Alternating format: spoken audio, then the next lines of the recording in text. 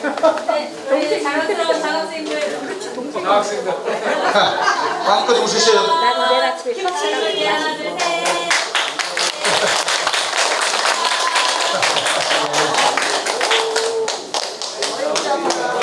예, 안녕하세요. 방금 과분하게 소개를 해주셨는데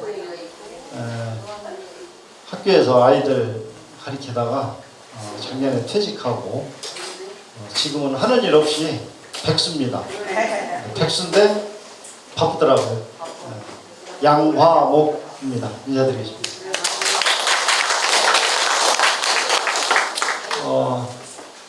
이 말씀 들어보니까 이 보령의 역사문화 강의 25회차인데 오늘이 그 마지막이라는 이야기를 들었어요. 영광스럽게도 그 마지막 피날레를 지역의 이런 어르신들을 모시고 우리 생활과 관련된 이야기인데 이렇게 함께 나누게 돼서 개인적으로 굉장히 영광스럽게 생각을 하고 감사하게 생각하고 있습니다.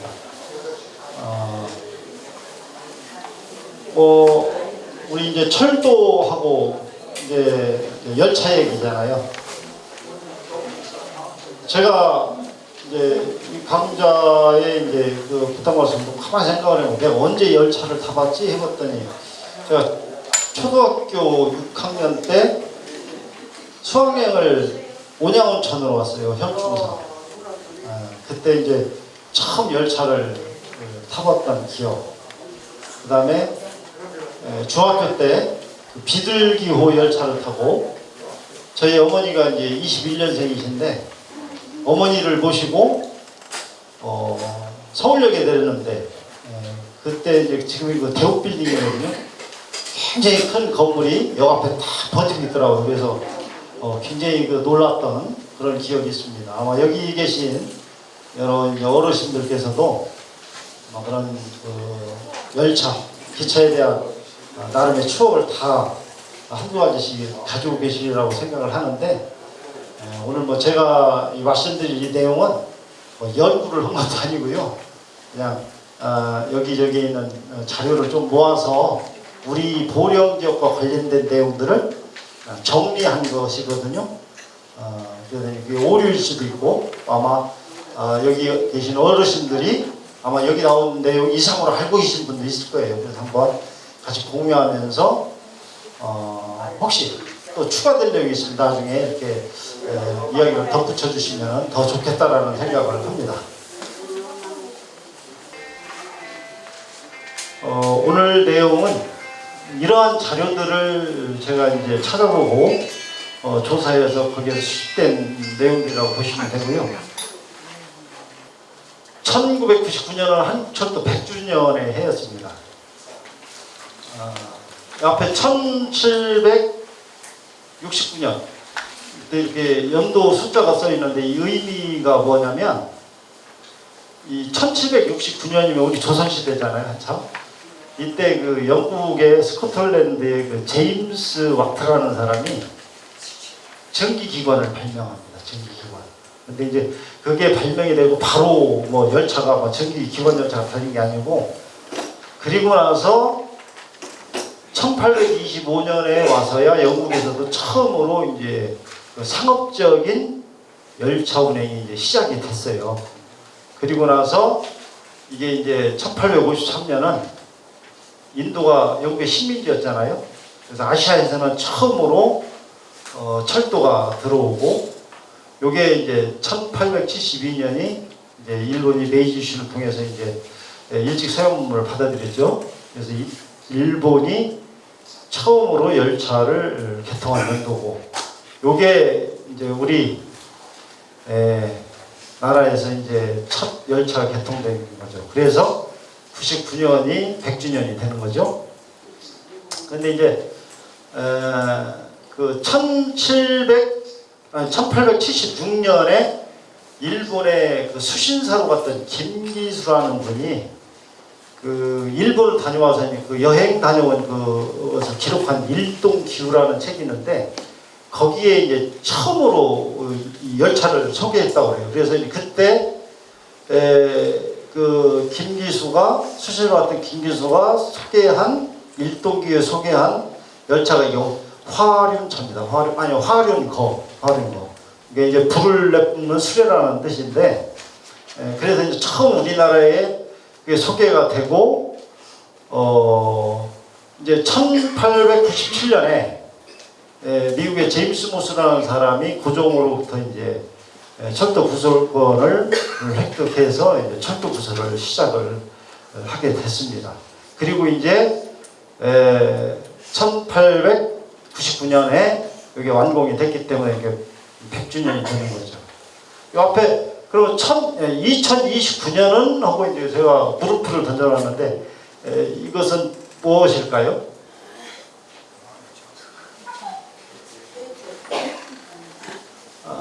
이것은 우리 보령에 철도가 들어온 지 100주년이 되는 해입니다. 올해가 25년이니까 이제 얼마 안 남았죠? 그럼 이제 우리 보령에 처음 철도가 들어온 게 이제 100주년이 되는 게 2029년이 되죠. 처음에 우리나라에 열차가 들어왔을 때에 경성일보에 소개된 이제 증기기관차인데, 이게 이제 미국 브룩스라고 하는 평수사에서 제작한 모바일 탱크형의 그 증기기관차 요 대량이 처음 들어와서 이제 재물포하고 노량진간 이제 운행을 했던 거죠. 그래서 이제 우리나라의 첫 철도 관련 이제 죄송합니다. 그 이제 첫 이제 기공식과 준공식 사진이 이렇게 이제 우리가 이제 찾아볼 수 있는데 학교 교과서에 아마 이 사진이 나옵니다. 학생들 어딘가 저희가 본 것 같아요. 근데 이제 이 무광이라는 데는 현재 이제 지금 경인선 철도 노선하고 관련이 없고, 들어보니까 그때 미국 영사였던 사람이 영향력을 발휘해서 철도를 공간 있는 쪽으로 이렇게 돌려가지고 이렇게 했더라고요. 나중에는 그게 이제 다시 바로잡았다는데, 이 기공식을 하고 이제 노량진에서 개통식을 한 1899년에 사진이 되겠습니다.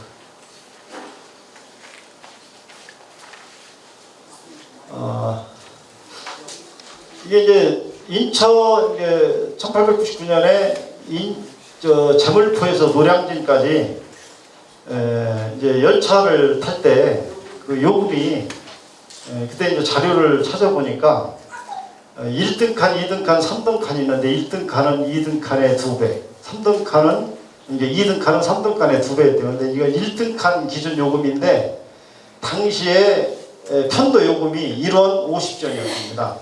근데 1원 50전을 당시 물가로 해서 이제 환산을 해보니까 쌀 3발, 쌀 한 가마가 4원이었어요. 4원. 그때 당시 4원. 그러니까 쌀 3마리에다가 이 닭 한 마리가 20전이에요. 20전. 이번에 20전. 그리고 이제 이 소고기 한 근이 12전. 이렇게 요걸 다 합친 가격이 1원 50전이랍니다. 엄청 비싼 돈을 내야 열차를 타봤다는 얘기죠. 서민들은 생각도 못했겠죠. 그러면은 그때 당시 1원 50전이었는데 지금은 요 구간 요금이 1,800원이에요. 전철 타면. 1,800원 가지고 뭘 할 수 있나 이렇게 가만히 보니까 뭐 편의점 차이는 있는데 대략 이런 아이스크림, 콘 아이스크림 하나 사먹을 정도의 돈이죠. 그래서 초창기의 열차는 이렇게 참 대단했다. 철도가 이제 우리 보령에 들어오게 되는데, 이 지도는 일제강점기 때 일본 사람들이 만든 지형도입니다. 우리가 최초에 만들어진 이제 측량에 의한 지형도인데, 여기가 현재 쌍암으로 되어 있고 여기 관촌이죠. 여기 지금 갈머리 여기 모퉁이 이렇게 돌아서 이게 대천역. 요 선이 이게 그때 개설된 신장로예요. 요만큼이 이제 대천역이 지금 시내가 됐겠죠. 그 다음에 이제 여기쯤이 이제 새끼라는데 어르신들 다 기억하실 거예요. 굿이. 그렇게 되고 요것을 그대로 옮겨오면 요 항공사진은 1947년에 해방이 된 직후에 촬영이 된 항공사진입니다. 똑같은 지역에 여기 이렇게 여기 모퉁이 있죠? 이렇게 신장로 보이고 이제 여기 이쪽으로 철길 노선 이렇게 들어오고요. 여기 앞쪽은 전부 다 갯벌로 되어 있죠? 갯벌로 이렇게 되어 있는. 근데 이제 이 철도와 관련돼서 또 우리 지역의 대표적인 이제 향토 문학 작가라고 하시는 이제 이문구 선생의 관촌숲길을 보면 거기에 이제 이런 내용이 나오더라고요. 거기 이제 제 그 1편의 일락서산편 뭐 서산으로다가 해가 떨어진다 이제 그런 의미가 되겠는데 거기 이렇게 한번 읽어보시면 이렇습니다. 이애야 이왕솔은 이애라는 게 누구냐면은 이문교의 이문구 선생 그리고 이제 이왕솔은 그 이문구의 할아버지가 말씀하시는 거죠. 토정 할아버지께서 이토정 짚고 가시던 지팽이를 꽂아놓으셨는데 그냥 자단계란다. 그쪽에 그 할아버지 말씀은 요 지팽이 앞으로 철마가 지나가거들라 우리 한산이씨 자손들은 이 고을에서 뜨야허리라고 하셨다는 게요. 중량. 그리고 이제 밤낮 기적소리가 잘 틈없던 전로가에 서서 그 숱한 소음과 매를 마시다가 지쳐 영물의 예우도 되던지고 고사해버린 왕선함의 운명은 되새기면 되새길수록 가슴이 쓰리고 아파 견딜 수가 없었다. 그러니까 이제 갈머리 지금도 이제 그 솔밭이 있는데 거기에 이제 마을에 아주 그 상징적인 큰 소나무가 있었는데 그 소나무가 이제 신장로가 나니까 이제 막 그 차들이 다니면서 먼지가 일고 막 이제 이거 앉을 거 아니에요. 그리고 막 기차가 이제 화차에 이제 뭐 불을 뿜고 연기를 뿜고 다니고 하니까 그것 때문에 죽었다라고 이제 이렇게 이제 표현을 거기서 하고 있어요.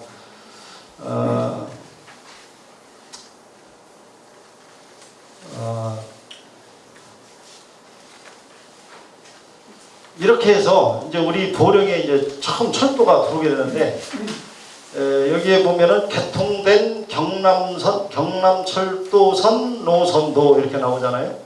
여기 보면은 경기도 장호원이라고 들어보셨을 거예요. 장호원, 안성, 천안 이렇게 쭉 거쳐서 오다 보면 여기가 홍성, 광천이죠. 그리고 보령, 대천, 남포, 운천, 간치, 판교, 서천 이렇게 넘어가잖아요. 이제 것이 이게 충남선, 경남선 철도입니다. 이 일본인 아사노라는 사람이 개인적으로 철도를 놨잖아요. 옛날에 이제 시민 수탈을 위해서 이 경남 철도 주식 계산하는 회사를 차려가지고 이 철길을 놨는데 우리 보령에 보면 이 5개의 처음에 있었어요. 개통될 당시에 보령, 대천, 남포. 이제 여기까지가 남포까지가 29년에 완공이 됐고요. 그리고 이제 남포에서부터 이 판교까지는 그 뒤에 이제 연결이 된 31년도에 이제 전 구간이 이제 개통이 되게 되는데 그래서 이제 충남선, 경남선 같은 얘기입니다. 요 이야기가 이렇게 되어 있고 되게 5 내지 6량을 달고 다녔는데 거기 쌀을 싣고 다니는 화물용이었고 여객용은 맨 끝칸 한 칸이었다. 근데 한 칸에 쌀 한 300가마 정도를 이렇게 실었다고 해요. 그러다가 이제 우리 이 철도가 충남선이 1955년에 장항선으로 이렇게 이제 바뀌게 되는데 그 당시에 이제 우리 장항이라는 데는 재련소가 있었잖아요. 그래서 장항이라고 하는 우리나라에서 차지하는 그 경제적인 위치라든가 이런 것들이 그만큼 이제 컸다라는 것을 이제 방증하는 것이 되겠죠.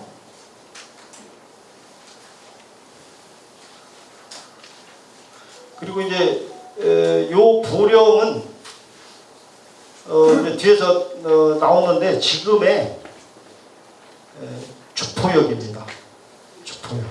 그러니까 이제 그때는 보령현이 있었기 때문에 보령역으로 이렇게 했다가 나중에 이제 그 지명을 따서 주표역으로 바뀌었는데 이게 이제 지금으로 이야기하면 주포역에 해당이 된다. 이렇게 이해하시면 되겠습니다.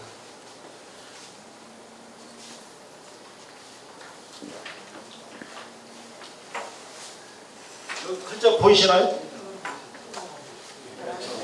대천호, 통일호, 비둘기호 얘기는 들어봤어도 대천호 이야기 혹시 어르신들 중에 들어보신 기억이 있으신가요? 제가 몇 분 물어봤는데 타봤어요? 예? 타봤다고. 대천호. 네. 어. 천안역에서 대전 가는 거. 천안. 대천에서 출발해서 천안 가서 대전이라 가는데 네. 그 공무원들 있는 사람들이 그 출장용 위주로 가. 그게 대천호라는 네. 이름을 다셨었어요. 네. 몇 년도예요? 그리고 나 어렸을 때니까 몇 년도라고 연도를 기억 못 하고. 이게 67년이에요. 67년도에 그러니까 이제 그 제가 그 중앙도서관에 갔다가 들렀다가 이게 이제 관련 자료를 넘기다가 이제 찾아본 건데 1967년 7월 16일부터 8월 20일까지 요때만 한시적으로 운행했더라고요. 어쨌든 열차의 이름은 준급행 대천호입니다. 이 열차의 이름이 이렇게 내용이 나오죠. 이렇게 출발해서 대천에 도착하고 서울에 도착하는 그것은 이때 당시에는 이제 그 어떤 여름 휴가라든가 피서 개념이 별로 없던 시대였기 때문에 우리 대천 해수욕장이 우리 전국적으로 굉장히 지명도가 지금도 물론 높지만은 굉장히 그 위상이나 지명도가 높았던 해수욕장이었어요. 그러다 보니까 서울에서 피서객을 이쪽으로 실어하는 많은 사람들이 왔다는 얘기가 되겠죠. 그러다 보니까 아마 이벤트성으로 대천호라고 하는 이름을 열차 이름을 달고 한시적으로 달렸던 것 같습니다. 그래서 우리 지역과 관련된 자료여서 눈에 번쩍 띄어가지고 제가 캡처를 해왔어요. 그래서 대천호라는 열차가 운행이 됐었다.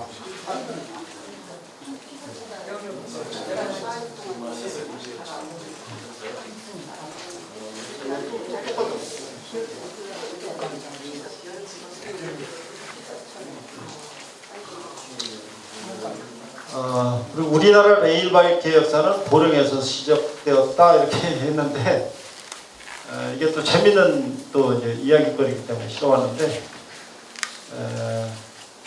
이게 우리 간치역 이게 가리는 걸 누르시면 돼요. 그런 거 같아요. 1978년에 간치역에 기찻길 자전거 해가지고 이게 왕복 시승했다라고 해서 이제 요 분이 대천 역장도 하고 뭐 여기 보니까 간치역장, 옥마역장도 하고 이렇게 했더라고. 그래서 오래 근무했는데 손길신이라는 분이에요. 우리나라 철도 한국 철도사를 쓴 아주 우리나라 철도계에서는 굉장히 거물이고 유명한 분이더라고요. 근데 이분이 젊은 시절에 여기에 근무를 했고 이분이 창안을 해서 이제 그 선로 그 변환기 이것까지 걸어갔다 올라오면 귀찮으니까 이 양반도 머리를 쓴 거예요. 그래가지고 이런 걸 만들어낸 거죠. 그런 거를. 그래서 이제 그 후일 미국하고 교류를 할 때 자기가 이렇게 했다고 자랑을 하니까 그 미국 관계자가 100년 전에 이런 게 있었다 미국에서 자료를 보내줬다는 거예요. 그래서 신기하게 그게 맞지 않았나. 그래서 우리나라 레일바이크의 역사는 우리 보령에서 시작되지 않았나. 또 이런 생각을 해봤습니다.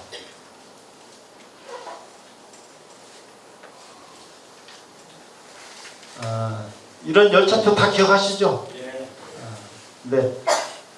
이 열차표 없어요. 여기 주변에. 요거는 우리 대천역 직원분 중에 한 분이 어떻게 기념으로 가지고 있는 걸 제가 했고, 요것은 그 네이버 블로그에서 어떤 운영자가 하나 가지고 있길래 부탁을 해서 제가 연구용 여기 탑재하려고 양해를 받고 여기다 실은 겁니다. 차려. 예. 기차표가 있고 좌석표가 또 따로 있어요. 두 장이요. 두 장. 네, 두 장. 지금은 하나로 다 좌석표까지 나오는데 예, 옛날에 예, 예. 기차표고 좌석표. 좌석표를 별도로 이렇게 줘. 예.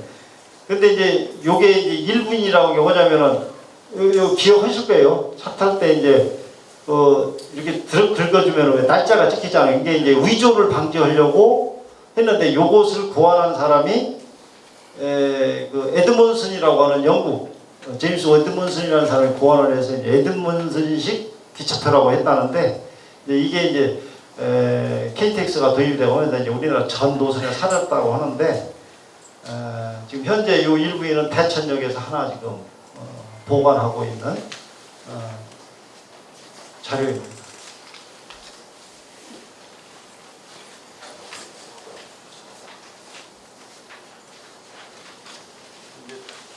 제가 보령문화에다가는 싣지는 않았는데 마지막 강좌에 한번 이야기 좀 해달라고 그래서 제가 이제 중앙도서관에서 찾은 자료 중에 옛날 일제강점기 때의 승차권 어떻게 생겼는가 이거를 보면 이제 3등 정기 승차권인데요. 대전하고 잘 알고 계시는데 논산이에요. 논산. 이게 학생 정기 승차권이니까 논산에서 대전으로 통학을 했다는 얘기죠. 자자는 자제했던 명이에요. 그런데 이 6개월이에요. 6개월간 통용하는 건데 22원으로 돼 있어요. 22원 영전이니까 22원이면 쌀 한 가마가 4원이라고 했으니까 4, 6, 24 거의 쌀 6가마 값 되는 돈을 주고 통학을 한 거예요.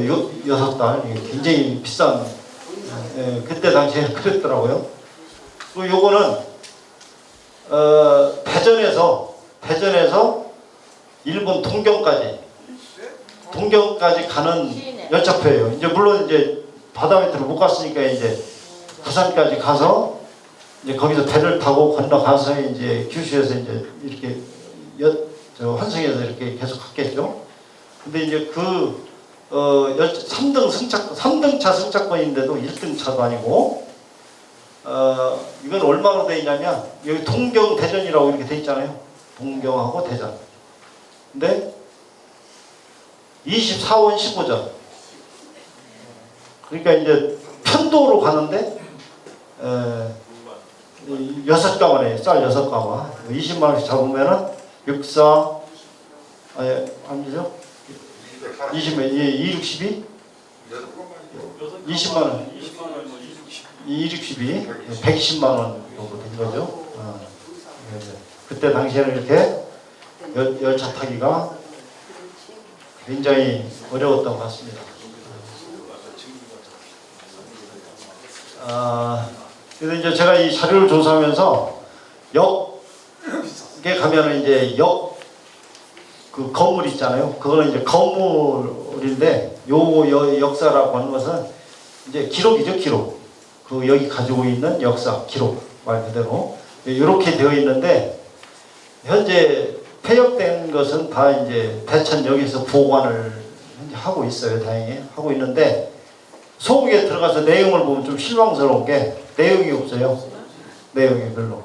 그래서 이제 이런 여러 가지들을 이제 기록을 하는데 어찌된 이유에든지 뭐 내용이 별로 없고 또 그 여기에 관련된 여러 사진들을 거기에 이렇게 좀 비추해 놨으면 좋았을 텐데 사진이 있는 건 대천역하고 옥마역에 이 사진 하나 봤어요. 옥마역 60년대. 그리고 나서는 모든 역에 사진 한 장 없습니다. 사진 한 장 없고 뭐 웅천역 같은 데는 최근에 옮겼잖아요. 의리를 이렇게 잘 쳐서.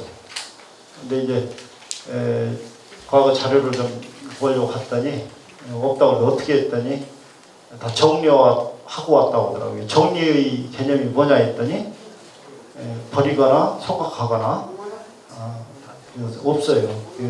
우리 지역과 관련된 자료들이 뭐 10년, 50년, 100년 할 것도 없어요.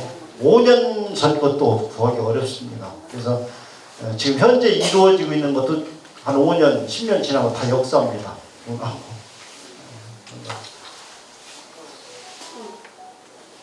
그 중에 남포 역사에 들어가서 보니까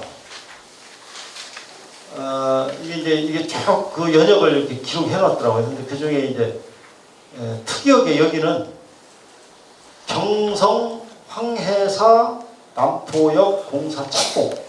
그러니까 이 주체가 이게 이 역 공사를 한 주체가 이게 명시가 돼 있더라고요. 유일하게 하나가. 그래서 이제 한번 제가 제시를 해봤고, 이 황해사에 대해서 네이버에 쳐보니까 잘 안 나오는데 요즘에 그 인공지능 AI 있잖아요.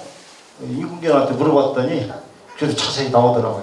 그래서 대략 보니까 이 제국주의의 어떤 보조 역할을 하던 친일 회사인데 뭐 그 사업 활동 뭐 어떤 물류 뭐 여러 가지도 했지만은 이런 공사 같은 것도 맡아가지고 어떤 수익 사업을 해가지고 아마 친일 활동하는데 아마 그 뒷받침을 하고 했던 것 같습니다. 이 황해사라는 회사가 그렇게 하고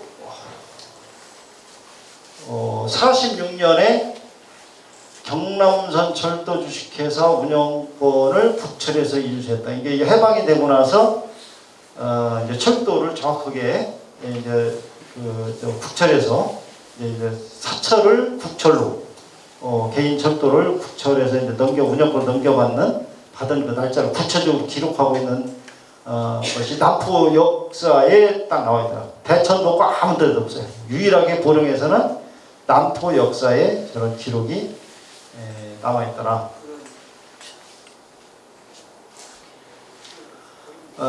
이것은 이제 60년대에 우리 보령의 철도역이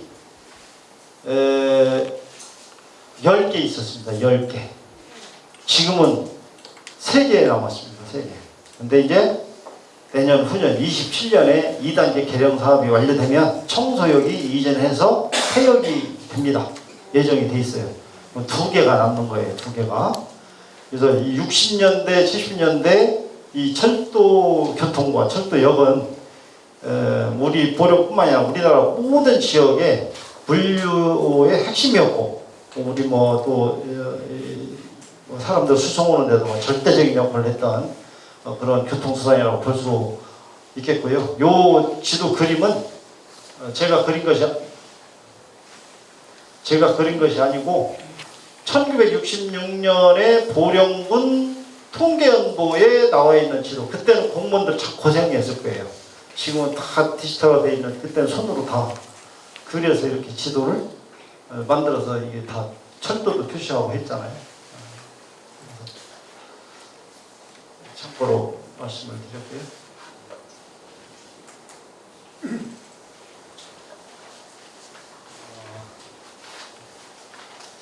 그때 당시에 우리 교통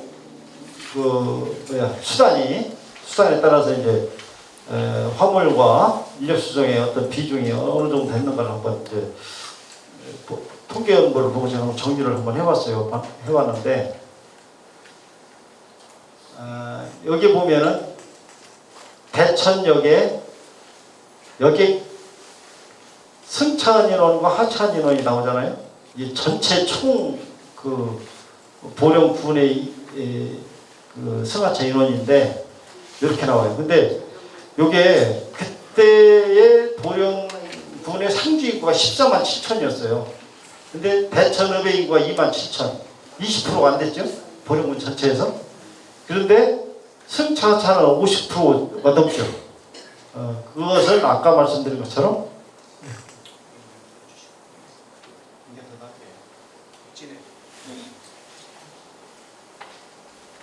이제 우리 대천 해수욕장에 피서객들이 이 열차를 이용해서 얼마나 많이 왔다 갔다 했고 그 열차가 얼마나 그런 중요한 역할을 했는지를 단적으로 보여주는 그런 사례라고 볼 수 있고요. 63년도에 그 통계연보를 보면 우리 보령군에 승용차가 8대 있었어요. 다 끌고 다니는 자가용이 8대 승용차. 자가용이 됐던 우선 하던 승용차가 총 8대였고 버스가 1대 있더라고. 1대. 화물차는 39대. 이게 왜 화물차가 많은 줄 알아요? 그렇죠. 탄광차. 화물차. 이때 자전거도 다 등록을 했던 거예요. 자전거 981대, 오토바이 2대, 우마차. 우리 어려서 우차 끊었잖아요. 부르마. 우차, 마차 이렇게 있던 시대였으니 이 열차의 역할이 얼마나 컸겠어요.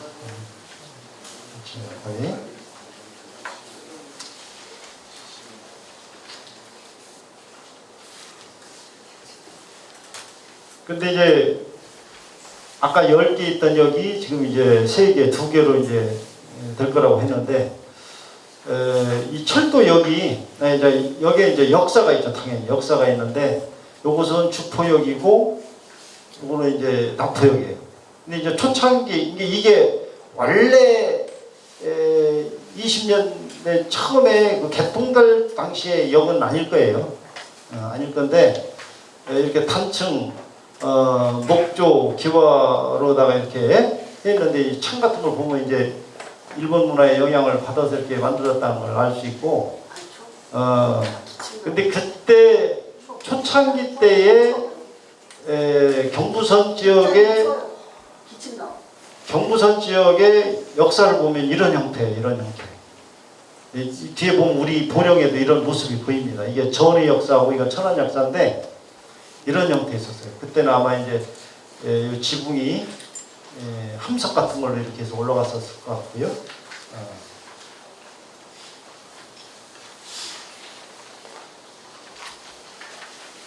그래서 이제 우리 보령에 10개 역을 저쪽 북쪽에서부터 한번 이제 있는 자료를 가지고 한 번씩 이렇게 보여드리고 있습니다. 맨 북쪽에 있는 이제 원주역이 되겠습니다. 지금부터 멀지 않은 시기까지 사실은 이런 역이 있었어요. 간이역이 있었고, 지금은 현재 이제 다 철거해내고 이제 지나는 역으로 되기 때문에 이쪽에 이제 역의 흔적만 남아 있고 이렇게 이제 정리가 되어 있죠. 청소역이 되겠습니다. 아까 그 전의 역사하고 천안 역사에서 봤듯이 바로 지붕에다 이렇게 삼각형 모양의 박공지붕을 이렇게 올렸잖아요.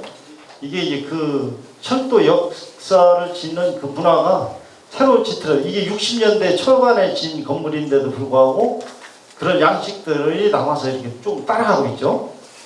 삼각형의 박공면을 지붕에 돌출시켜서 정면 입구를 이렇게 강조한 형식인데, 1930년대에 다른 이런 역들이 거의 이런 형태였어요. 아까 천안 역사나 전의 역사에도 본 것처럼, 그러니까 결국은 일본 강점기 때 그 역사 건축 영향을 뭐 완전히는 아니지만 그래도 어느 정도 이어온 형태가 아닌가 이렇게 생각을 합니다.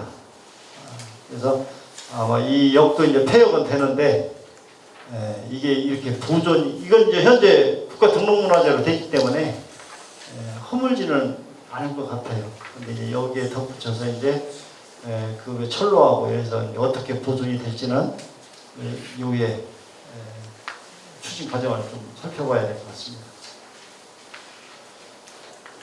청소역을 한번 다 안 가보신 분도 계시는데, 거기 가면 지금요 이런 게 있어요.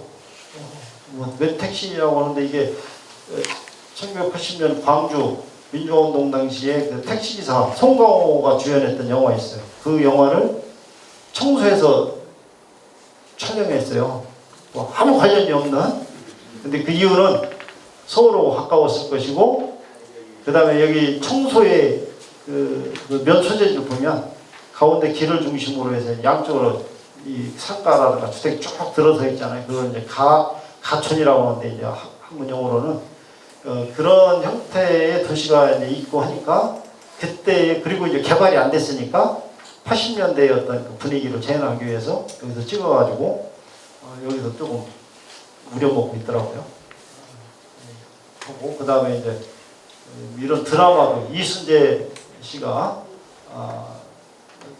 출연했던 아버지 당신의 자리라고 하는 촬영 장소다라고 해서 사람은 많이 왔다 갔다 않지만은 그래도 이런 문화가 아직도 살아 숨쉬고 있는 그런 역이 되겠습니다.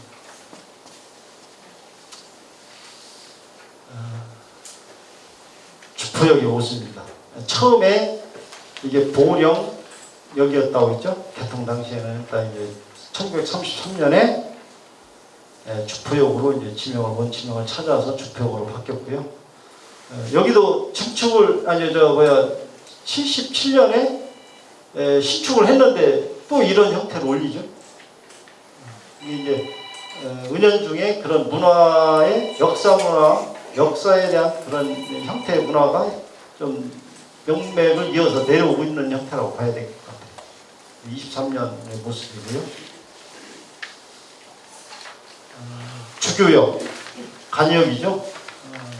그래서 이제 여기 을종 순자권 대매소라고 하는 것은 여권이 배치되지 않은 열차가 지날 때쯤이면 누가 나와서 열쇠 따고 들어가서 표 내주고 또 퇴근하고 이렇게 했던 그런 이제 간이역입니다.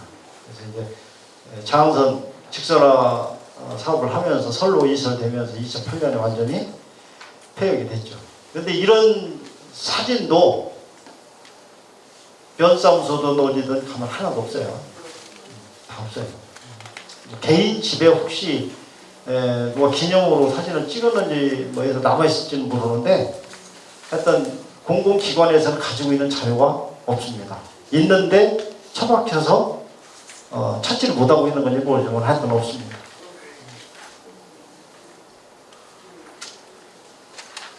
우리 이제 제일 큰 대천역이 되겠습니다.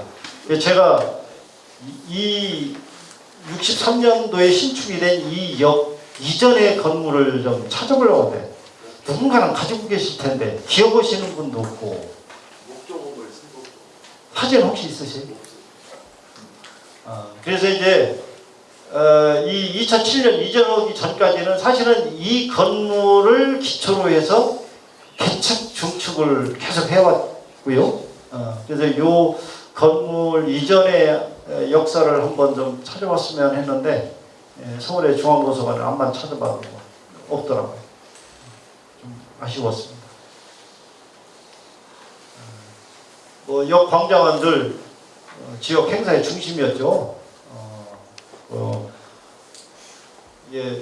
아시안 게임에서 복싱 메달리스트 막 여러 개 활용했지 않습니까? 옛날에 88 서울올림픽 성화봉송 100주년 고향 방문 열차 뭐 이런 모두 축제 퍼레이드의 출발점이었고요. 이렇게 역의 광장은 늘 우리 생활과 밀접히 가까이에서 이렇게 함께 해왔다고 볼 수 있습니다. 지금 현재 우리가 있는 이 건물이 역자리잖아요. 대천역. 이런 것들이 다 있던 자리예요. 이게 부시 건널목이고, 지금은 주유소가 뭐 널려있고 하도 많아가지고 자동차가 되면 요즘 주유소 잘 안 돼가지고 망한다고 하던데, 옛날에는 이제 이 열차를 통해서 유류가 이제 운송이 되고 했기 때문에 역 주변에 이런 유류 취급소가 배급소가 있었죠. 바로 뒤쪽에 저도 기억을 하거든요. 어려서 자전거 타고 거기 와서 통에다가 이렇게 기름을 받아가는 그런 기억이 납니다.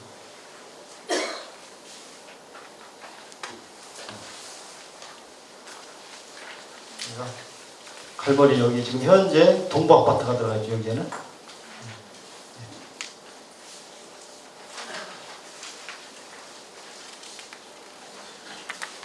다 기억하시죠?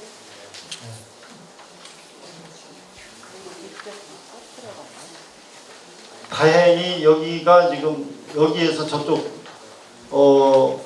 대천천 그 철다리 그 구간까지 옛날 철로길을 그대로 놔두고 생태공원을 이렇게 보존을 해놨어요.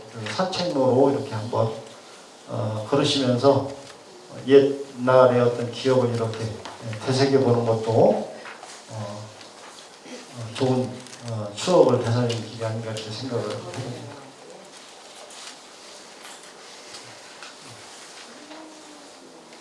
요 자리에 지금 요 건물이 그대로 들어가 있죠. 좋겠습니다. 91년도에 새마을호 열차가 여기 장항산에 들어왔어요.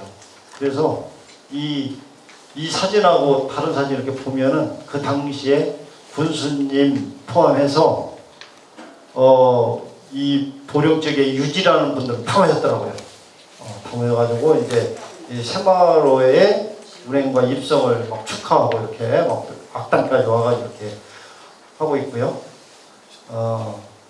이런 거 기억하시나요? 옛날 차 탈 때 폭군을 나가면 직원들 나와서 인사하면서.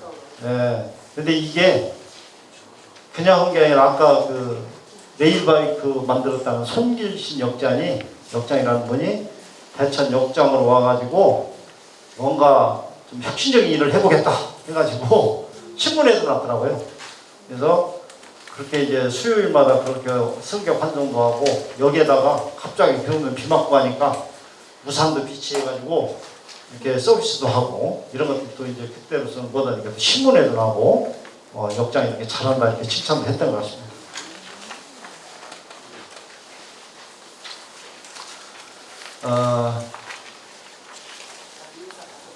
그 다음에 이제 남포역입니다. 남포역 아주 역사가 깊은 역이에요. 남포역에서 남포선이라고 갈라졌습니다. 분기되죠, 철도가. 어디로 갔어요? 그렇죠. 옥마역으로 해서 이 남포역은 철도의 분기역이기도 했습니다. 그래서 64년도에 이 기공식어는 그 사진입니다. 우리 백의 민족답게 그때 복장도 여기 보면 거의 흰 옷을 입고 오신, 그 다음에 모자 쓰시고, 저도 그때 당시에 뭐 이걸 보진 못했지만은 그때 당시에 복식이나 이런 걸 보면 어렴풋이 기억이 나는데 4.3km에 걸쳐서 남포선이 이렇게 건설이 됐고요. 당연히 이제 석탄하고 관련돼서 이제 형성된 역이니까요. 옥마역은. 그래서 이제 60년대 역사와 96년에 이제 신축이 된 역사. 3번, 이게 유일하게 3개가 다 남아있어요, 사진이, 여기는. 근데 이제 한 가지 아쉬운 게 여기 한번 보세요. 2007년도에 이게 준공이 됐거든요. 근데 2007년에 여객 취급이 중지됐죠. 이게 건물 져놓고 쓰지도 않고 그냥 문 닫은 거죠. 이렇게 세상이 그렇게 빨리 급변했다는 얘기도 되고 예측을 못했다는 얘기도 되고 여러 가지 해석이 될 수 있는데 좀 흉물스럽게 지금 현재 방치되고 있습니다.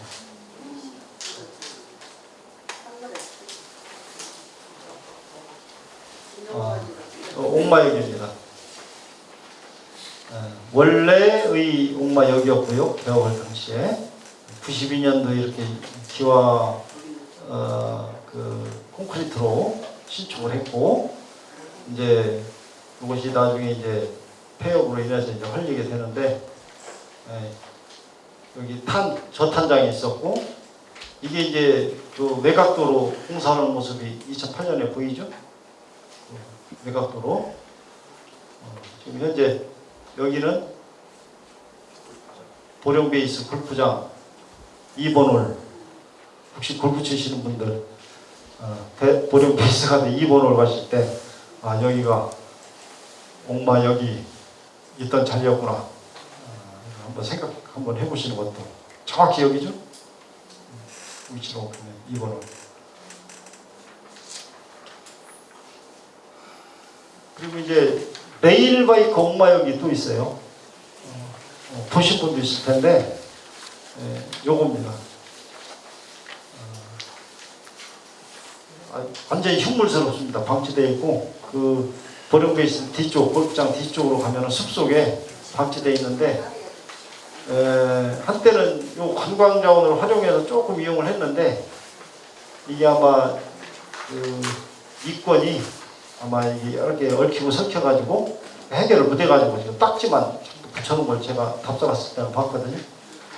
현재 이제 요거는 공식적인 철도역은 아니었으니까 참고로 보여드립니다. 웅천역입니다.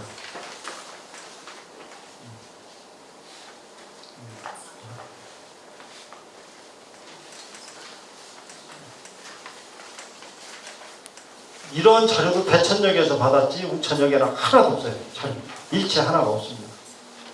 이게 이제 신축 이전인데 어마어마하게 큰 역인데 저렇게 크게 졌어야 되나 라는 생각이 들 정도로 너무 잘 졌더라고요. 이용하는 사람이 웅천에 그 사진이 없어요?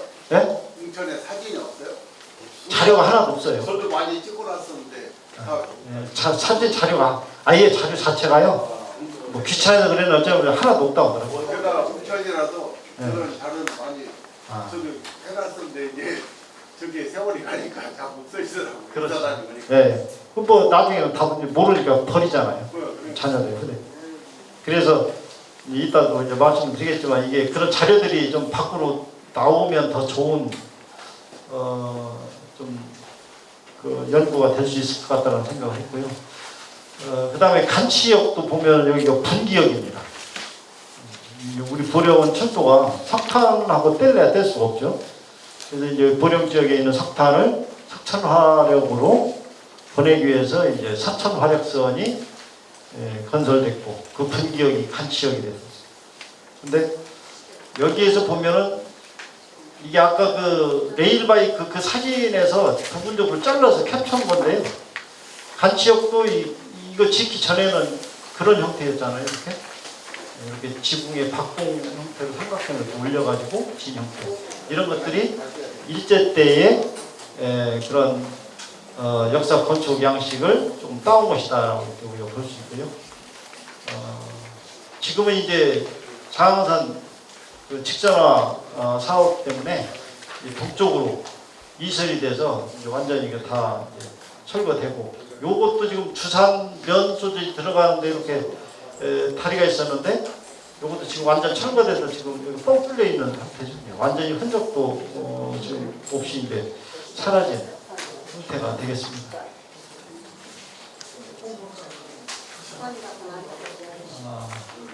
우리 보령에 있는 이제 가장 남쪽에 있던 여기 주산역인데, 이 간이역이면서도 굉장히 부침을 많이 했던 역이더라고요. 여기에서도 보시면은 31년에 간이 정차장으로 했다가 60년에 무배치 간이역, 무배치라는 것은 여건을 안 뒀다는 얘기거든요. 그랬다가 63년도에 다시 여건 배치했다가 73년도에 다시 무배치 간이역으로 또 바꿨다가, 근데 이제 이게 판교하고 이렇게 그 접경에 있었기 때문에 판교역으로 가기 멀은 그 판교 지역의 주민들도 주산역을 많이 오고 옛날 주산장을 다니고 학교 통학하고, 어쨌든 주산에서는 굉장히 중요한 역할을 하던 그런 그 교통수단이었는데, 뭐 2006년에 결국에 이제 뭐 승용차가 많이 보급이 되고 보니까 폐역이 됐어요. 그렇게 됐는데, 원래 주산역의 모습이 이런 역사였더라고요. 이런 역사였는데, 이게 그 이후에 2010년대에 가보니까 이제 이런 모습으로 바뀌었었어요. 폐역 직후에 어느 분이 폐역된 역을 여행하는 사람이 찍어놓은 사진을, 이것도 역시 블로그에서 제가 양해를 받고 연구에 쓰겠노라고 하고 승낙을 받고 제가 여기다 올린 사진입니다. 그래서 이제 지금은 이거조차도 이제 완전히 없어지고 이제 요 너머 동쪽으로 철길이 이제 이전이 되어 있는 상태입니다.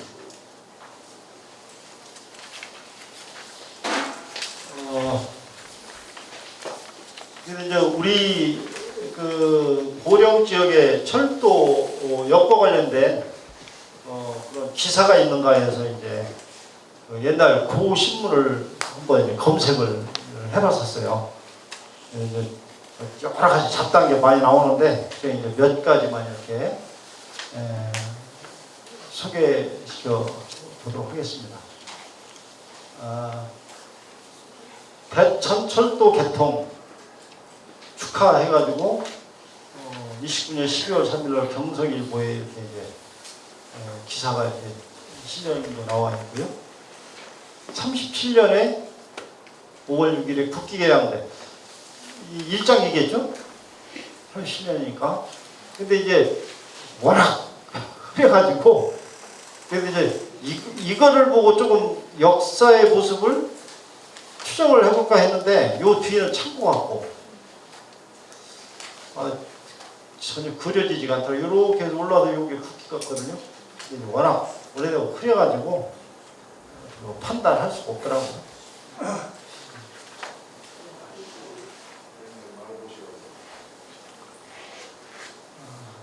간 지역에서 저보도난 모시에 모시 이게 쭉 읽어보면은 가격 300여 원 이렇게 했는데 320원이라고 했더라고요. 모시 49피를 도난을 당했는데 간치역 역장실에 보관을 해놨는데 이걸 누가 냄새맡고 훔쳐간 모양이에요.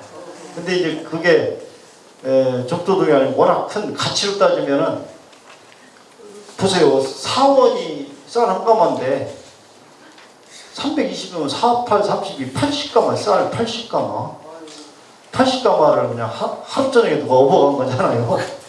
그러니까 이 신문에 이렇게 났더라고요. 신문에 이렇게 이런 기사도 있고 그 다음에 이제 기관차 불동에 양가라는 건 두 집이죠. 양가가 화재. 제가 읽어보겠습니다. 읽어보시죠. 지난 2일 오전 10시 17분 발 경남선 대천역에서 남포역으로 떠난 열차 연통에서 불똥이 떨어져 대천역에서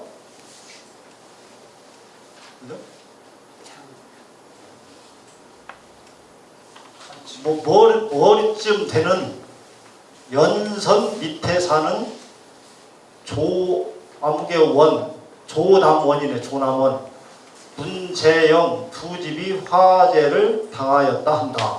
그래서 이제 그 열차가 지나가서 내품으면서 이제 거기서 나온 불똥이 태가지고 철길 옆에 있던 집이 두 채가 불났다라는 이런 기사도 있었고요. 예, 초가집이니까요. 이제 여기 위 뭐 해서 아동 아크이 뭐 위력시 뭐 선로방해 이런 얘기 나오잖아요. 이게 이제 애들이 나쁜 놀이를 해가지고 철도에 진로방해를 했다.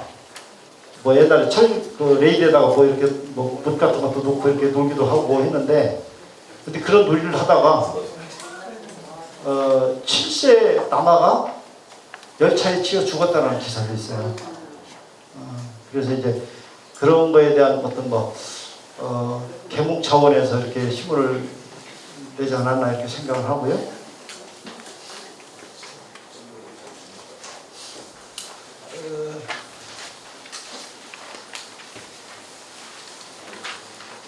이제 열차 승인, 열차를 타고 뭐 대천의 욕장을 뭐 놀러 갔다 왔다 하는데 이게 상하 뭐 상중하에서 뭐 Y 기자 이렇게 해놓은 거 보니까 연재했던 것 같아요.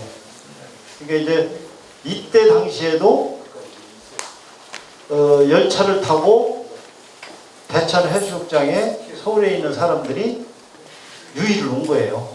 그래서 이제 그걸 홍보하려고 이제 지금 쉽게 말하면 기자가 그걸 동행을 해서 그걸 갖다가 이제 이렇게 여기 상이라고 해놓은 거 보니까 아니면 하는 있을 거 아니에요? 이렇게 해서 연재를 했다는 얘기죠. 이렇게 해서 이제 요 배를 타고 어디 앞에 선물 갔다 왔는지 해서 이렇게 뭐 그런 사진도 이렇게 기사도 실렸더라고요. 근데 이런 신문 기사도 초창기 1930년대 초에는 이런 신문 기사가 나오는데 그 뒤에는 일본 애들 이제 전쟁 치느라고 정신이 없으니까 그랬는지 이 역과 관련된 기사가 한 건도 없더라고요. 초창기에 있다. 그래서 초반부에 있던 기사를 제가 이렇게 한번 찾아봤습니다. 아까 일본의 철도가 들어온 거 우리가 들어온 거하고 한 25년, 7년 정도 차이가 나는 것 같은데 일본이 항상 우리를 25년, 27년 이렇게 앞서간다고 이렇게 얘기를 하잖아요. 그러니까 뒤따라간다라고 하는데 우리가 그만큼 일본보다 서양 문물을 어떻게 받아들인 거죠. 그게 이제 계속 누적돼서 지금 아직까지도 일본을 뒤쫓아가고 있다고 이제 그런 생각이 들고요. 요즘에는 이제 AI 혁명이라 가지고 우리나라가 일본을 제치고 27년 뒤따라가는 게 아니라 이제 일본을 제치고 앞서갈 수 있는 그런 기회를 우리가 잡지 않았나. 또 그렇게 됐으면 그런 그 소망도 좀 해보는데요. 이 과거에 이런 그 역사를 이렇게 뒤적거리다 보면 그런 것들도 이렇게 조금씩 보이더라고요. 그래서 이제 제가 지난번에 이거 발표를 하면서 문화원장님한테 주제가 있는 자료진을 좀 열었으면 좋겠다. 이게 뭐냐면 아까 우리 선생님도 말씀을 하셨는데 좀 굉장히 귀중한 자료가 어딘가에 있어요. 맨날 그러는데 지금 그런데 후대들은 보면 그게 뭔지도 몰라요. 그러다 그냥 버리는 거잖아요. 뭐 이제 할머니 할아버지 들어가시고 하다 보면 거창하게 다 버릴 거 아니에요. 그래도 못 찾는 거예요. 그런데 이제 그런 것들을 어떤 주제를 딱 정해서 어떤 주제, 예를 들면 철도와 관련된 주제, 어느 것도 좀 사진이 됐든 물건이 됐든 그래서 해가지고 거기에 대해서 시상도 하고 또 그거를 또 이제 시민들이 보고 또 거기에 관련돼서 또 관심 있는 분들은 그걸 자료로 해서 또 연구도 할 수 있고 그래서 이제 그런 주제가 있는 자료전을 좀 열어서 우리 보령에 있는 귀중한 역사문화와 관련된 자료들이 좀 세상 밖으로 나왔으면 좋겠다. 그런 생각을 했고요. 청소역에 앞으로 폐역이 되더라도 조금 이제 기억할 수 있는 이것도 어떤 우리 지역의 문화이기 때문에 작은 철도 박물관이 건립이 될 수 있도록 이 자리에 함께 하시는 어르신들께서도 관심을 가져주신다면 실현될 수 있지 않을까 생각을 하고요. 오랜 시간 동안 이렇게 열심히 경청을 해주셔서 너무 영광스럽게 감사합니다.